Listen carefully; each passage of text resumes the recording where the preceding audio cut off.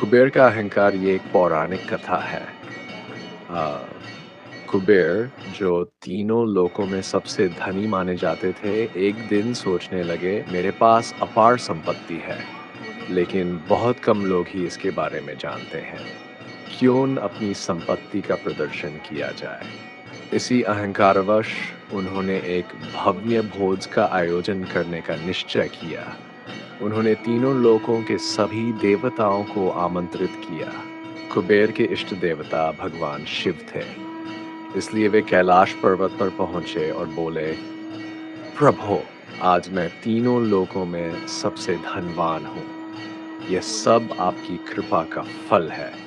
मैंने अपने निवास पर एक भव्य भोज का आयोजन किया है। कृपया आप परिवार सहित पधारें।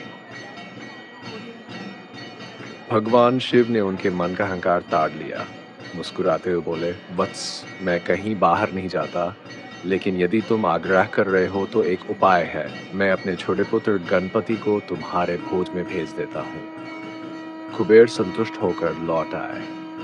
नियत समय पर भव्य भोज का आयोजन हुआ। तीनों लोकों से देवता पधार चुके थे। अंत में गणपति भी आए और आते ही बोले, मुझे बहुत तेज भूख लगी है, भोजन कहाँ है? कुबेर उन्हें ले गए भोजन से सजे कक्ष में। सोने की थाली में व्यंजन परोसे गए, परंतु क्षण भर में गणपति सारा भोजन खा गए। फिर भोजन परोसा गया, वह भी समाप्त हो गया। बार बार थालियां सजतीं और पलक झपकते ही गणपति सब चट कर जाते। कुछ ही देर में हजारों लोगों के लिए बना भोजन समाप्त हो गया, परंतु गणपति की भूख शांत नहीं हुई। वे रसोई में पहुंचे और वहां रखा सारा कच्चा सामान भी खा गए। फिर भी उनकी भूख वैसी की वैसी रही। तब गणपति ने कुबेर से कहा, जब तुम्हारे पास मुझे खिलाने के लिए कुछ था ही नहीं, तो तुमने मुझे न्योता क्यों दिया? कुबेर का घमंड चूर चूर हो गया।